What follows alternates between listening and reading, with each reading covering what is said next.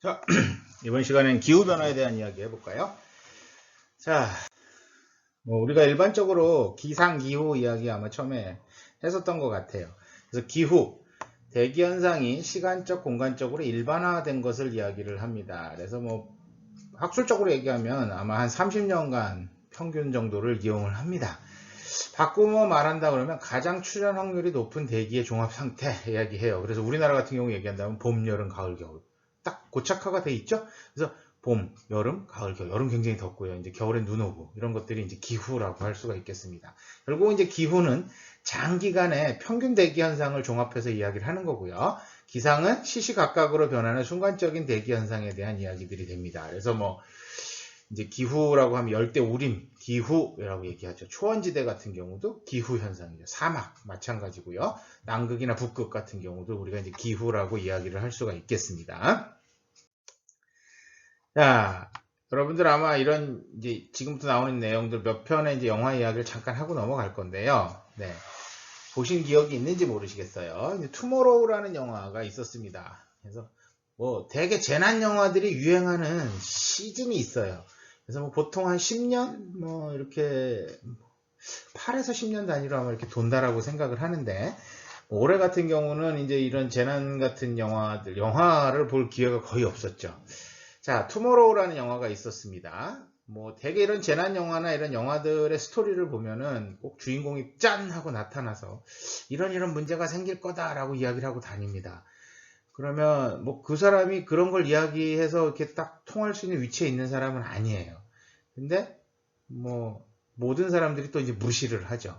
그러다가 이런 재난이 실제로 발생을 하게 되면 또 희한하게 그 사람을 찾아요. 그죠? 그 사람이 나타나서 해결책을 제시하는 이런 형태들이 되는 이 비슷한 영화입니다. 주인공이 이제 기후학자인 잭 홀 박사인데요. 남극에서 빙하 코어를 탐사하던 중에 지구에 이제 이상 변화가 일어날 것을 감지를 하고요. 국제회의에서 이런 문제를 이제 이야기를 합니다. 근데 무시되죠. 그래서 결국에 이제 실제로는 재해가 발생을 해요. 그래서 전 지구적인 문제가 발생을 하고요. 미국이 이제 멕시코, 남미 쪽으로 대피를 하는 현상들이 발생하고 자식을 구하기 위해서 혼자서 동료랑 이제 같이 아마 그 빙하지대를 걸어서 자식 구하러 가는 그런 이제 재난 영화입니다.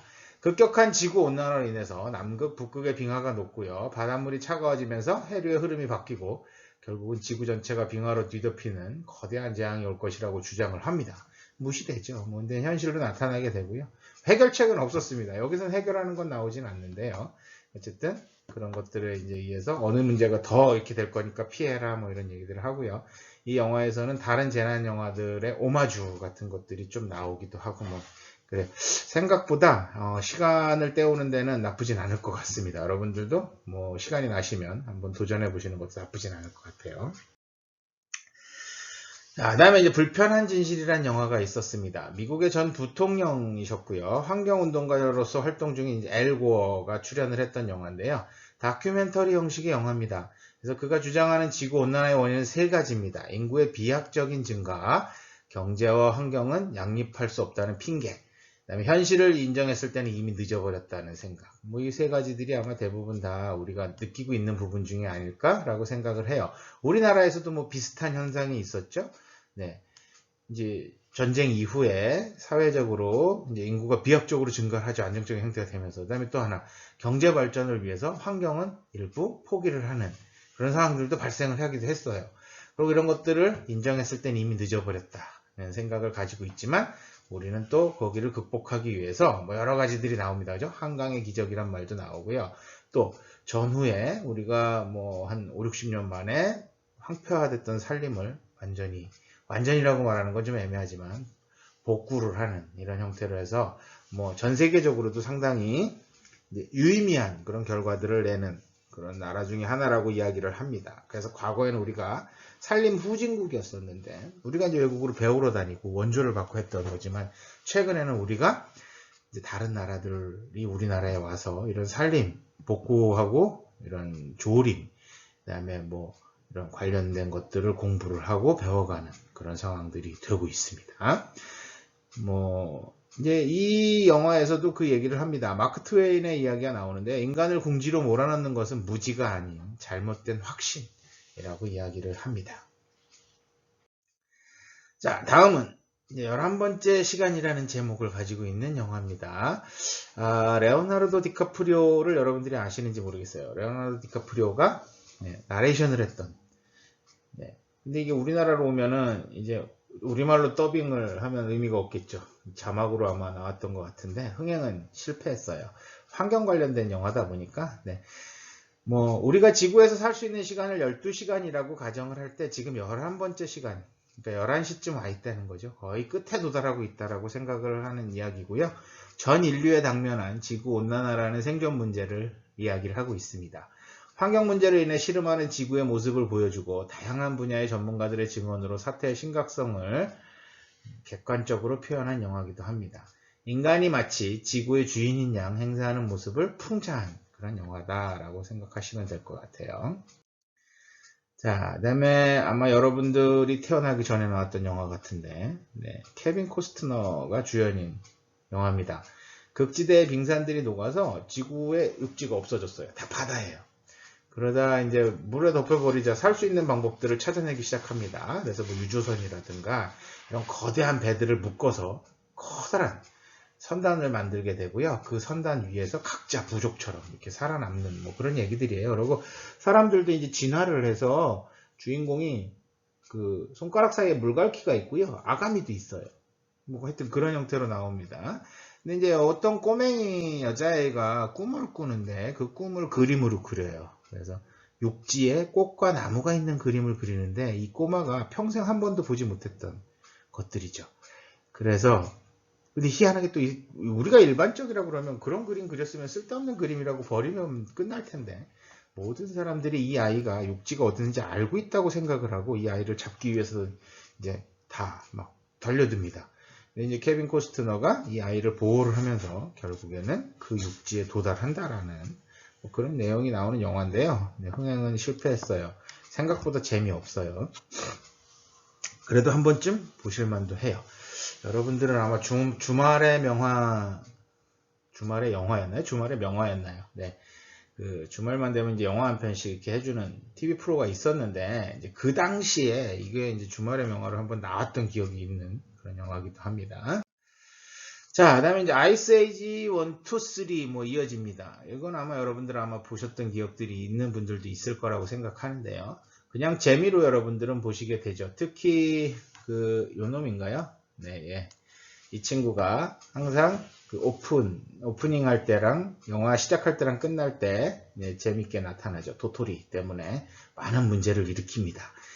자, 근데 이제 이 아이스 에이지라는 영화가 그냥 내용만 그냥 그림만 보면서 지나간다 그러면 즐길 수 있는 그런 이제 어린이들이 즐길 수 있는 영화이기도 하지만 내용을 잘 뜯어본다 그러면 굉장히 심각한 환경 문제를 다루고 있는 그런 내용들이 나오게 됩니다.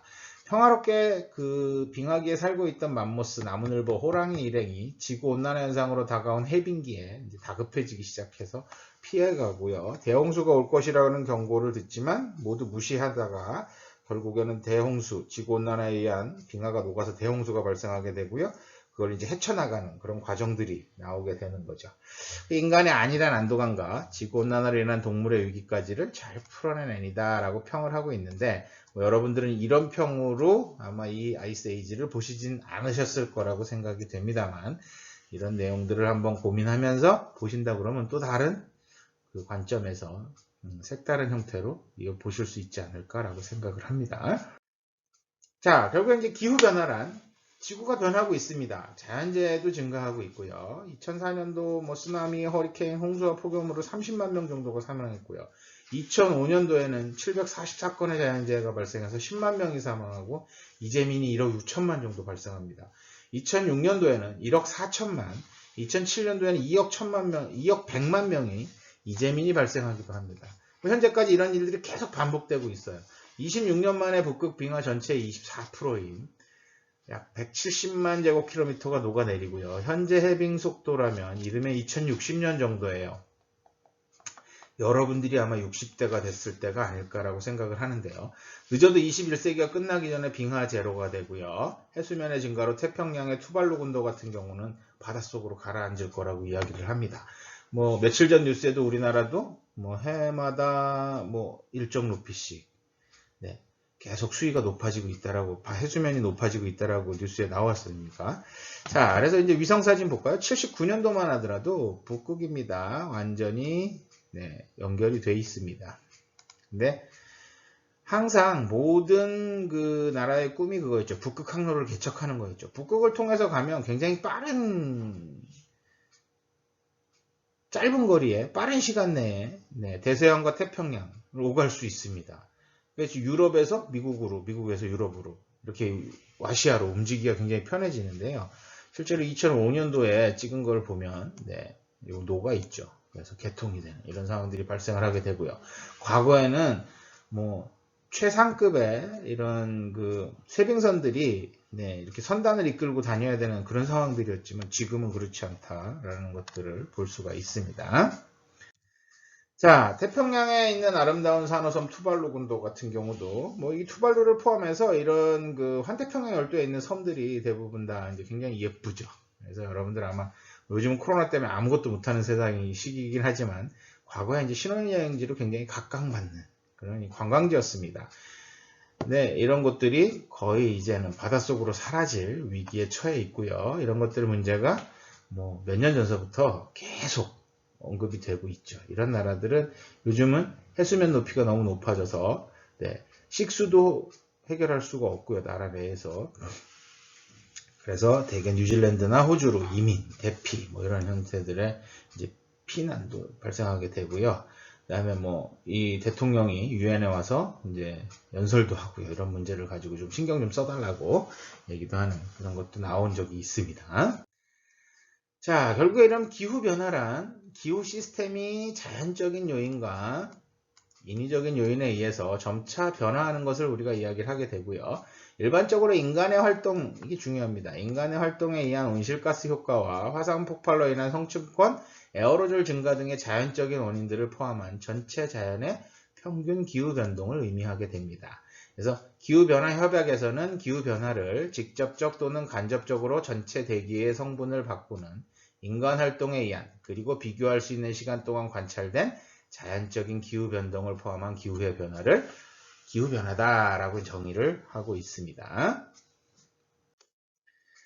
자, 그럼 이런 이제 기후변화의 원인들을 살펴보면요. 뭐 이제 자연적인 요인도 있고요. 인위적인 요인도 있습니다. 자연적인 요인이라는 것은 대기, 육지, 해양, 설빙, 생물권 등의 내적 요인 이외에 화산 분화에 의한 성층권의 에어로졸 증가라든가 태양 활동의 변화라든가 태양과 지구의 천문학적 상대 위치 관계 등의 외적 요인에 의해서 자연적으로 발생하는 것들도 있습니다. 그 다음에 이제 인위적인 요인이 문제가 되는 것들이죠. 인간 활동으로 인한 에어로졸의 양적 변화로 인해서 태양 복사열의 반사와 구름의 광학적 성질이 변화하게 됩니다. 산란 효과에 의한 지구 냉각이라든가 과잉 토지 이용이라든가 장작과 수 채취 등에 의한 토지 피복의 변화 등도 있고요. 국지적으로는 인공열 등에 의한 도시 기후의 변화 등도 문제가 되고 있죠. 그래서 뭐 아래 그림처럼 이렇게 다양한 형태들이 쓰레기 소각, 우리가 한 명이 하는 거는 큰 문제가 되지 않겠다라고 생각하지만 나 하나쯤이야 라는 생각 때문에 전 지구적인 문제, 뭐 지구 인구 전체가 쓰레기를 소각하면 문제가 되겠죠. 그 다음에 과거에 신이 내린 선물이라고 얘기했던 게 프레온가스, 냉매하고요. 그 다음에 DDT,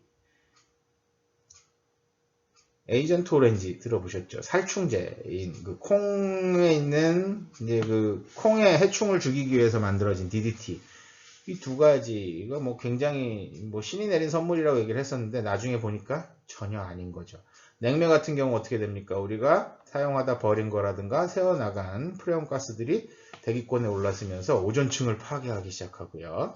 뭐 DDT 같은 경우 굉장히 위험한 그런 이제 문제가 되죠.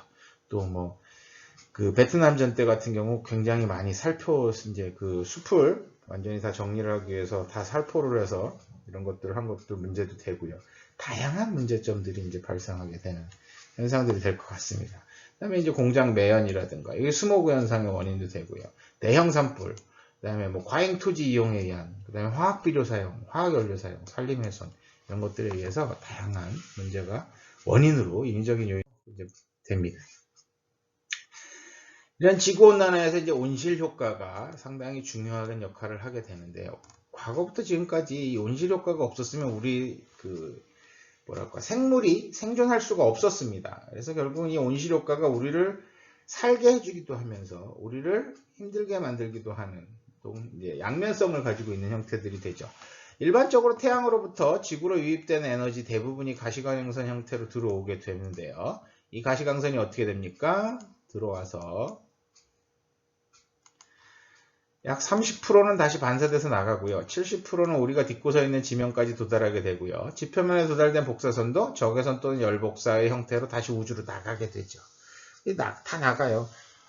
수문학 때 배웠잖아요. 들어오는 건 다 나가게 되어 있습니다. 문제는 나가야 되는데 온실가스층에 의해서 다시 되돌아오는 것들이 생기기 시작하면 원래는 이게 수지가 맞아야 되는데 자꾸 지구 쪽에 누적이 되는 거죠. 조금씩 더워지는. 그래서 이런 온실가스가 마치 온실의 유리처럼 보온 효과를 일으키는 걸 온실 효과라고 이야기를 하죠.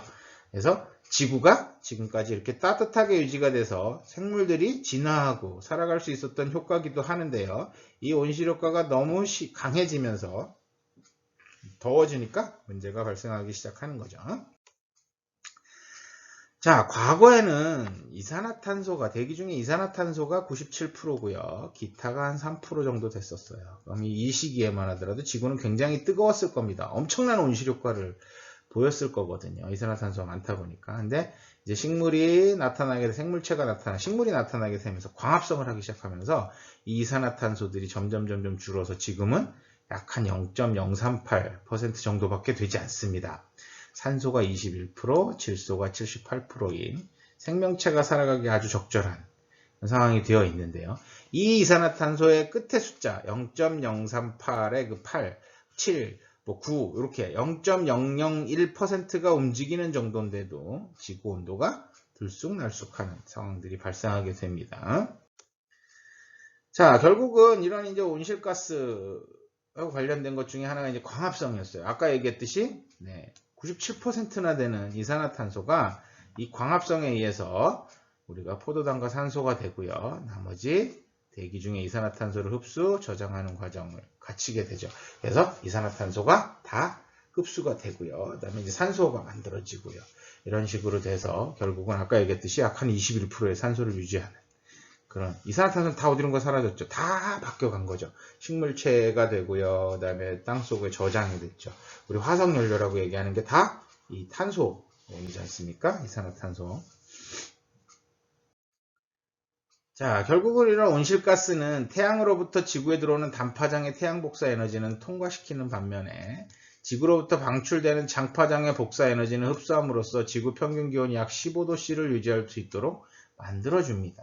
아까 얘기했듯이 도움을 주는 거였죠. 근데 여러 가지 기체들 가운데 온실 효과를 일으키는 기체를 우리가 이제 온실가스라고 얘기를 하는데요. 대개 이산화탄소, 그다음에 메탄, 아산화질소, 수소불화탄소, 과불화탄소, 육불화황, 오존, 프레온 같은 것들이 있습니다. 이중 기후변화약에서는 이산화탄소, 메탄, 아산화질소, 수불화탄소, 과불화탄소, 육불화황을 6대 온실가스로 지정을 해서 배출을 줄이자라고 이야기를 하고 있죠. 결국은 이런 6대 온실가스가 공기 중에 이산화탄소, 메탄 등 지구를 따뜻하게 감싸서 우리가 살기에 적당한 온도를 유지시켜주는 기체를 총칭하긴 하지만 우리한테는 꼭 필요한 존재입니다. 그런데 지금은 그 양이 너무 많아져서 지구를 점점 뜨거워지게 하는 지구온난화의 원인이 되고 있다라고 보시면 될 것 같습니다. 그래서 이제 지구 대기 중에 CO2와 기온 변화, 이게 제콜 박사랑 비슷해요. 얼음을 시추를 해갖고요. 얼음이 우리가 층층이 쌓여 매년 눈이 와서 이게 눌려서 자연스럽게 얼음이 되는 거잖아요. 그러니까 매년 눈이 오고 먼지가 쌓이고 눈이 오고 먼지가 쌓이고 이런 것들이 이제 그러니까 나이테처럼 우리가 됩니다. 그래서 고층에 얼음 속에 있는 이산화탄소의 양을 분석을 하면 대기 중에 이산화탄소 농도의 비례를 할 수가 있는 거죠. 그래서 과거로부터 지금까지의 이산화탄소의 양과 기온의 변이를 살펴보면 거의 같이 갑니다. 이산화탄소 농도가 피크를 이뤘을 때 떨어지기 시작하고요. 온도가 피크를 같이 이뤘다가 떨어지기 시작하고요. 이산화탄소 농도가 줄어들었을 때 빙하기가 도래합니다. 이런 식으로 계속 반복을 해요. 간빙기를 거치면서. 근데 우리가 지금 이제 최근 빙하기가 도래해야 되는 시점인데요. 과거 그림대로라면 여기서 이렇게 내려가야겠죠. 내려가서 빙하기가 도래를 해야 되는데 현재는 안 떨어지고 계속 올라가고 있어요. 이렇게 계속 올라갑니다. 뭐 끊임없이 올라가고 있습니다. 그러다 보니 여기는 이제 실제 관측치예요. 온도가 계속 올라가고 있죠. 온도도. 이러다 보니까 이게 언제쯤 피크에서 떨어지기 시작할 것이냐. 이 떨어지기 시작할 때가 이제 엄청난, 그러니까 이제 이것 때문에 뭐 그런 다양한 재난 영화들이 만들어지는 형태들이 될 것 같습니다만, 지금은 소빙하기여야 되는데 굉장히 따뜻한 빙하기인 거죠. 뭔가 이상하죠. 자, 그럼 이런 온실가스 증가에 따라서 보면요, 이제 쭉 연전마다 과거부터 지금까지 빙하기 443만 년 전인가요? 대규모 빙하기가 와서 모든 생물의 70%가 멸종을 합니다. 거의 한 100만 년 단위로 이렇게 진행이 돼요. 대규모 빙하기로 해양 생물의 70% 멸종하죠. 250만 년 전에 거의 모든 생물이 멸종합니다. 그 다음에 이제 150만 년 전쯤에 화산 폭발로 온난화 해양 생물의 50종 멸종이 되고요. 50% 정도가 멸종되고요. 화산 폭발 온난화 오고요. 65만 년 전에 운석 충돌로 모든 공룡, 중생대가 마감이 되죠. 현재는 지금 인간 활동 현재 진행형이에요. 근데 인간이 활동하면서 문제는 연간 약 3만 종 정도가 멸종하고 있다라고 이야기를 합니다. 어쨌든 온실가스에 의해서 이런 기후가 변하는 것들이 이렇게 한 100만 년 주기로 오지 않나라고 얘기를 하고 있어요. 자, 지구 평균 온도도 변화하기 시작하는데요. 지난 100년간 약 1906년에서 2005년까지 전 세계 평균 기온이 약 0.74도 상승했다라고 이야기를 합니다. 0.74도가 뭐 어느 정도 뭐 큰 문제가 있겠어? 라고 1도도 안 되는데, 근데 굉장히 큰 문제를 만들어내죠. 최근 평균 기온이 1850년 이후 가장 높은 해로 기록이 되고 있고요. 점점 가파르게 그래프들이 바뀌는 거 보이죠? 이렇게 완만했다가 그 다음에 마지막에 이런 식으로 2000년대 들어오면서는 그 증가하는 각도가 급격히 증가하게 되죠. 그래서 실제로 북극과 남극이 녹고 있습니다. 뭐 2079년, 2003년도의 사진인데요. 아까 2005년도는 거의 완전히 열렸던 거 보였죠. 이런 식으로 녹고 있고요. 킬리만자로, 우리가 아프리카에 킬리만자로에 만년설이 있다는 걸 처음엔 몰랐어요. 그죠? 아프리카에 얼음이 빙하가 있을 수가 있겠냐라고 생각을 하겠죠.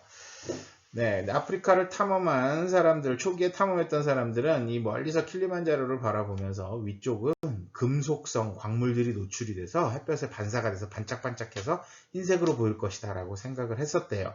나중에 보니까 아니었죠. 빙하죠. 8분 능선부터 이렇게 빙하가 있습니다. 93년도만 해도 이렇게 됐는데요. 2000년도에 보니까 어때요?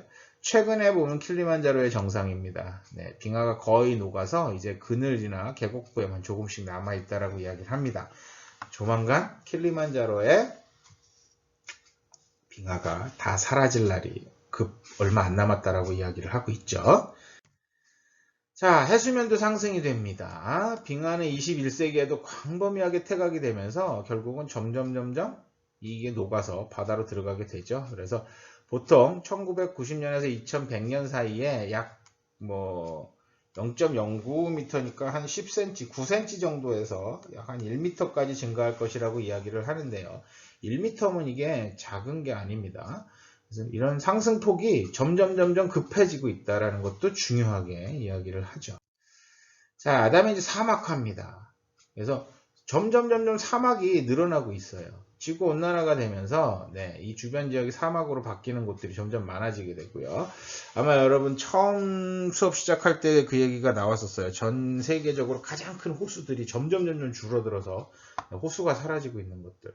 마찬가지죠. 여기하고 이쪽 유라시아 지역에 있던 호수들, 대규모 호수들이 다 쪼그라들어서 이제 작은, 진짜 연못이라고 얘기하면 너무 심한가요? 작아지는 상황들을 보게 되죠. 사막화와 관련이 있습니다. 야생동물 서식지도 파괴되죠.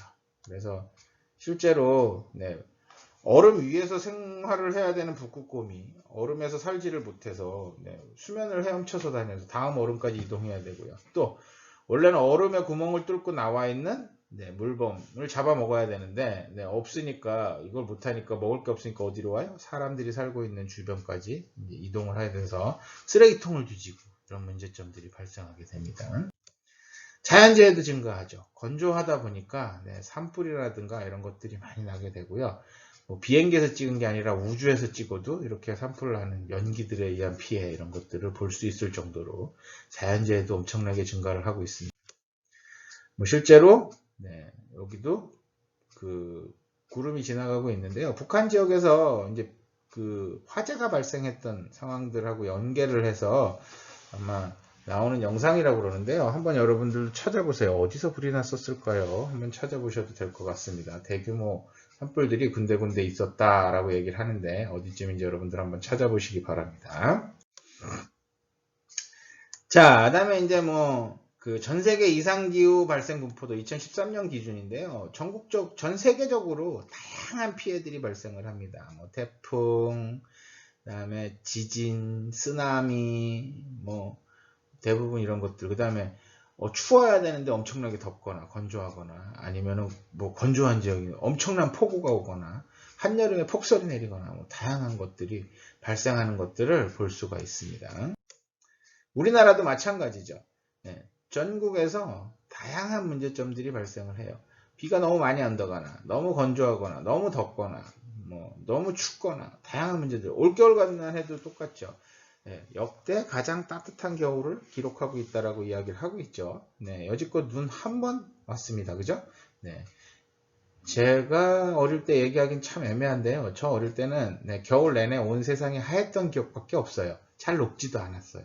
근데 도시화가 되면서 청주 지역 어때요? 폭설이라고 그랬는데 일요일날 오전에 눈이 많이 왔어요. 많이 오기는. 근데 금방 녹아서 없어지죠. 도시 열섬 현상에 영향이 있을 것 같아요. 그래서 바깥보다 안쪽. 오히려 외곽으로 나가면 산지 지역이나 이런 곳에는 눈이 쌓여 있는 것들을 아직도 볼 수는 있습니다. 자, 그다음에 이제 도시 열섬화 현상. 아까 얘기했던 건데요. 심화가 되죠. 시민의 신체적 및 정신적 불쾌감을 유발하게 되고요. 냉난방 에너지 소비량 급증하고요. 호흡기 질환자 질병 발생 증가합니다. 이게 냉난방기 발생열이라든가 자동차 배기가스, 건물 반사 및 배출열 등에 의해서 이야기를 해요. 그래서 과거에 이제 그 서울 지역의 지표면 온도 변화와 관련된 논문을 발표를 하셨는데요. 1987년도 5월달 하고요. 2003년도 5월달 하고 비교를 해보면 붉은색이 도시가 많이 뜨겁다는 얘기, 뜨거운 지역이 온도가 높은 지역들이에요. 근데 87년도만 하더라도 강북 쪽에 이제 집중이 돼 있었던 것 같은데요. 보시면 어떻습니까? 서울 전 지역으로 결국은 다 퍼져나가고 있죠. 이게 2003년도입니다. 17년 전. 최근은 어떨까요? 이거보다 훨씬 더 심하죠. 이제는 도시 바깥까지 다 이제 위성 도시들이 만들어지면서 더 크게 변할 거라고 생각이 됩니다. 결국 이런 도시 녹화의 효과, 도시를 녹화를 통해서 우리가 생물 서식 공간도 조성하고요. 도심 내 녹지도 조성하고요. 휴게 공간도 조성하고요. 냉난방 에너지도 절약하게 되고요. 그다음에 도시 미관도 개선할 수 있는 이런 이제 도시 녹화의 효과라 그래서 도심 내에 이제 녹화를 하기 위해서 굉장히 많은 노력들을 하죠. 가로수가 아니라 이제는 가로수배 개념으로 또 접근하기도 하고요. 옥상 녹화라든가 벽면 녹화라든가 이런 것들을 위해서 노력들을 많이 하고 있습니다. 자, 그래서 이제 이런 도시 녹화의 효과를 살펴보게 되면 이런 형태들이 될 거예요. 대상지입니다. 이렇게 벽면에 덩굴류나 이런 것들이 이제 붙어 있는 경우에 보면 이제 온도 보면 알 수가 있죠. 식물들이 있는 곳은 온도가 생각보다 낮습니다. 근데 식물들이 없어서 표면이 노출된 곳은 굉장히 뜨거운 붉은색으로 나타나는 것들을 볼 수가 있죠. 결국 이렇게 붉어진다는 얘기는 그 부분이 뜨거워진다는 얘기가 되겠고요. 그러다 보니까 이제 초록색으로 이런 식물들이 덮여 있는 곳들은 생각보다 여름철에 온도를 낮추는 그런 효과들을 할 수 있다라고 이야기를 할 수 있겠습니다. 자, 우리나라의 이제 기후변화, 한반도도 변화하고 있어요. 기온 상승 같은 경우는 지구 평균의 2배 정도 됩니다. 지난 100년간 약 한 1.5도씨 정도 상승을 했고요. 해수면 같은 경우 지구 평균의 3배입니다. 지난 40년간 약 22cm가 상승했다라고 얘기를 해요. 아마 며칠 전에 뉴스가 아마 한 3cm 정도씩 올라가고 있다라고 이야기하는 것 같은데, 자, 그럼 3cm 뭐 이렇게 20cm라고 그래봐야 우리 발목 조금 잠길 정도인데 뭐 그 정도 갖고 되겠어라고 하지만 엄청난 문제가 발생을 합니다. 파도가 칠 때 얘기가 달라지겠죠. 수온도 상승하죠. 지구 평균의 3배입니다. 지난 100년간 약 한 1.2에서 1.6도씩 상승했고요. 이러다 보니까 다양한 문제점들이 발생이 됩니다. 여러분들 뭐 그 파란고리 문어인가요? 네, 그 독이 있는 문어. 네, 이런 문어가 원래는 아열대성인데 지금 우리나라 해수욕장에서 발견이 되죠. 문제들이 커지고 있습니다. 자, 전국 주요 도시의 8월 열대야 일수도 얘기가 달라지고 있어요. 그래서 뭐 최근 데이터가 없어서 2007년도 것까지 나온 것들을 첨부를 했는데요.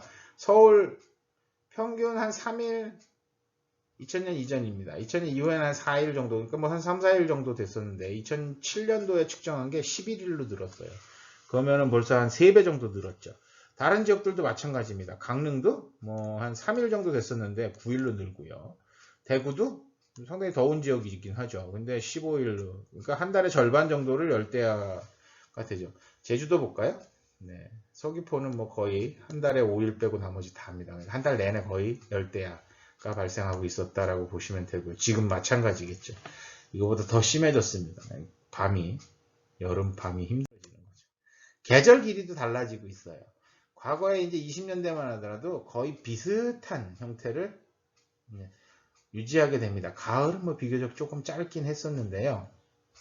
그래도 한 60일, 70일 정도 되는데 보통 한 70일에서 120일 사이에 이렇게 나눠지게 됩니다.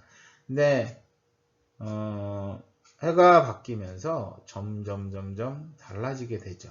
그래서 실제로 겨울이 점점 짧아지고 있고요. 여름은 점점 길어지고 있습니다.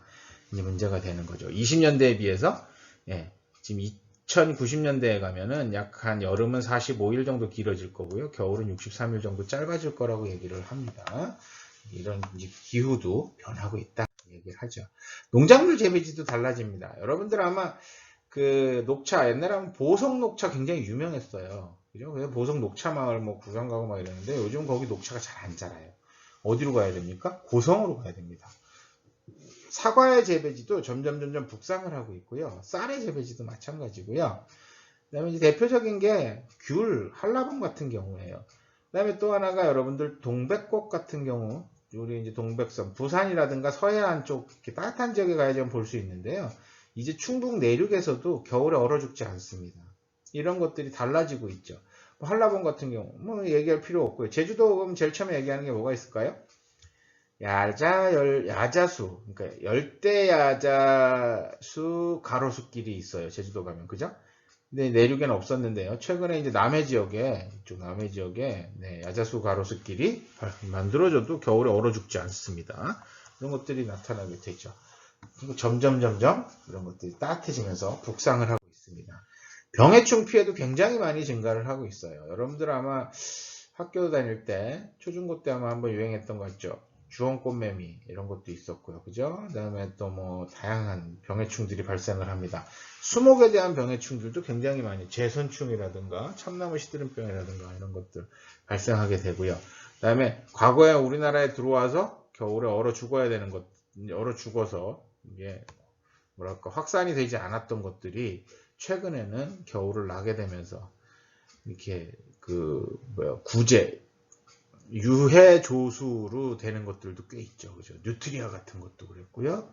그 다음에 여러분들이 이제 동남아시아에서 들어와서 농법, 우렁농법, 친환경 농법이라고 사용했던 우렁이 같은 경우도 원래는 이게 겨울에 다 얼어 죽어요. 종패. 그래서 봄마다 종패를 다시 뿌려서 우리가 이렇게 해서 개체수 유지가 됐었는데요. 이 중에 이제 살아남는 애들이 생기기 시작하면서 기후에 적응하면서 기하급수적으로 늘어나게 되죠. 그래서 뭐 개울이라든가 아니면 그 농수로 해도 버글버글하게 삽니다. 농약을 먹어도 살아요. 내성을 가진 애들이 나타나기 시작하는 거죠. 이런 문제점들이 이제 다양하게 발생하기 시작합니다. 한반도 해역에서 잘 잡히는 어종도 변하기 시작하죠. 과거에는 동해안 하면 명태 오징어였고요. 남해는 멸치고요. 서해는 조기였어요. 근데 이런 것들이 지금은 다 헷갈려서 뭐 요즘은 서해가 오징어가 더 많이 잡힌다고 이야기를 하기도 하고요. 시대에 따라서 조금씩 바뀌어가고 있습니다. 뭐 명태는 완전히 사라졌었죠. 근데 이제 명태에 우리가 뭐 그 현상금도 걸고요. 그다음에 이제 명태를 이제 내수면 연구소에서 연구를 열심히들 하셔갖고 이제 치어를 만들어내서 방류를 하고요. 그래서 다시 이 치어가 커서 돌아오는 것들을 이제 확인을 하고요. 이런 것들이 이제 진행이 되고 있는 거 보신 기억들이 있을 거예요, 뉴스에서. 자, 결국 이런 기후변화가 산림에 미치는 영향은 산림 식생대가 점점 북상을 한다는 얘기입니다. 중위도에서 평균기온이 1도씩 증가하면 기후대는 북쪽으로 약 한 150km, 고도는 150m 정도 증가한다고 얘기를 해요. 연평균 기온이 1, 2도씩 증가하면 남해안에 분포하는 동백나무가 서울 포함 중부 내륙에 생육이 가능해지는 상황들이 됐죠, 지금. 그 다음에 숲의 구조와 생산성도 변화가 됩니다. 기온이 상승하면 강수량 증가하고요. CO2 농도도 증가하는 경향인데 이런 식물은 너무 좋아요. 그죠?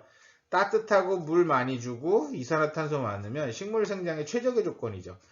단 이제 그러면 기존에 있는 생물들이 잘 자랄 것이냐? 그건 아닙니다. 거기에 맞는 식물들이 잘 자라게 되겠죠. 산림의 생산성은 높아지긴 하지만 기후변화에 따른 수종별 생리적 반응 차이가 있어서 군집 구조가 변화를 하게 됩니다. 훨씬 더 잘 자라는 애들이 우점종이 되면서 기존에 있던 군집이 뒤바뀔 수가 있는 거죠.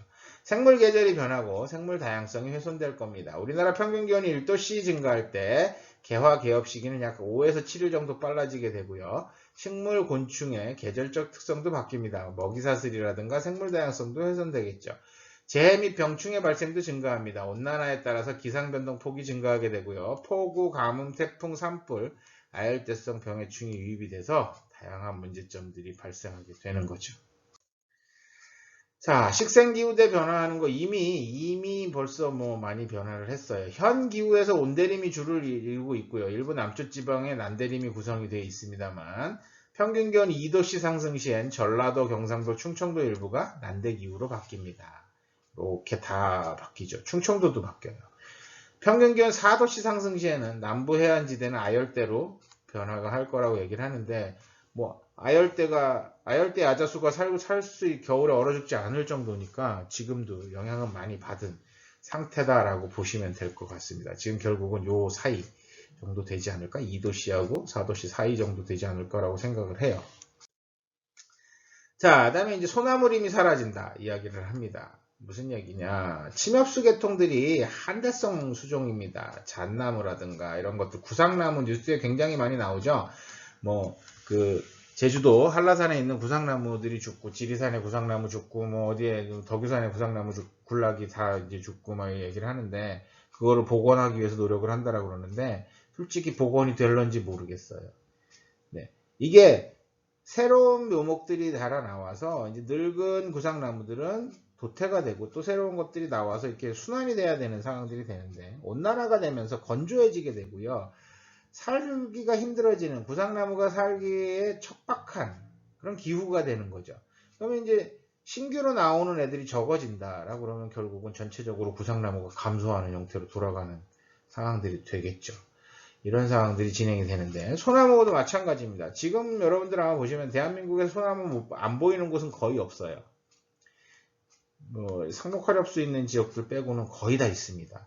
근데 약 2060년대 정도 되면은 지금 지리산 일부 하고요. 이제 태백산맥 쪽으로 해서 이렇게 올라가면서 백두대간 위쪽으로 이렇게만 소나무, 북한 쪽으로만 소나무가 남을 거다라고 이야기를 하고 있고요. 2090년대쯤 되면은, 네, 지금부터 한 70년 후죠.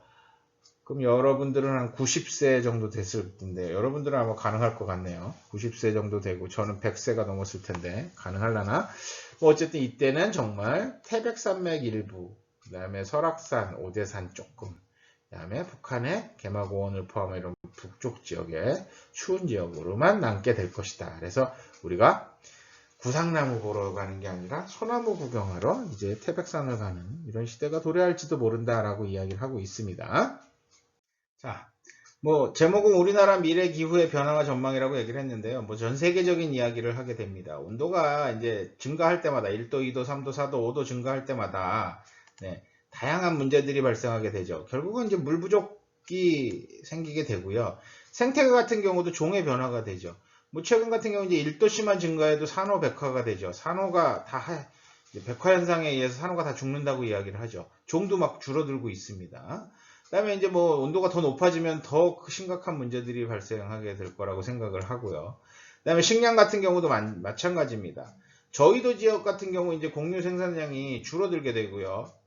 고위도 지방 같은 경우는 조금 더 유리할 수가 있습니다. 왜냐하면 온도가 이제 올라가서 식물을 이제 식량을 생산하기 좋은 온도가 되니까. 하지만 이런 곳들이 점점 줄어들게 되는 거죠. 결국에는 식량 생산도 굉장히 급격히 이제 줄어들 거라고 이야기를 하고 있고요. 해변도 마찬가지죠. 홍수와 폭우에 의한 피해가 증가하게 됩니다. 여러분들이 이제 올해는 이제 코로나라서 뭐 다니시면 안 되지만, 예전에 보면 이제 바닷가 쪽으로 해안 도로들이 굉장히 이쁘게 잘 만들어져 있어요. 남해안이라든가 동해안 쪽으로 보면.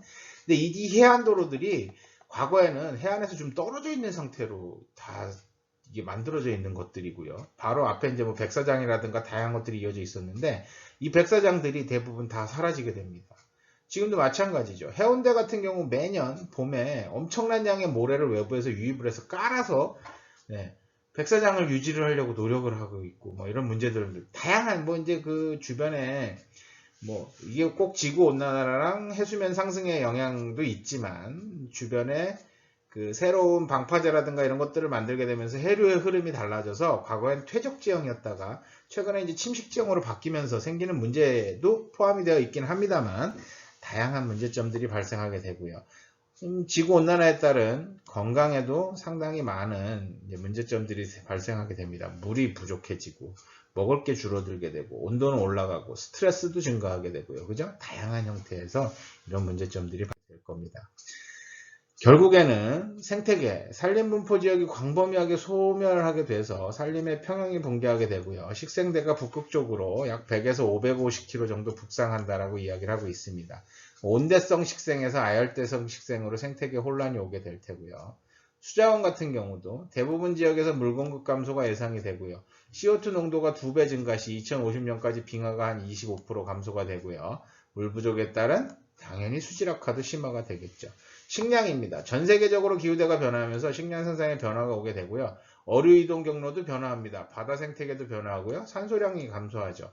자, 수온이 올라가게 되면 활발하게 물속에 있는 분자들이 활발하게 움직이다 보니 부피가 팽창하게 되고요. 산소량은 감소하게 됩니다. 물고기 질병이 증가하죠. 수산업에 타격이 오게 되고요. 뭐 과거에는 그런 문제들이 거의 뭐 그렇게 많이 나오지 않았어요.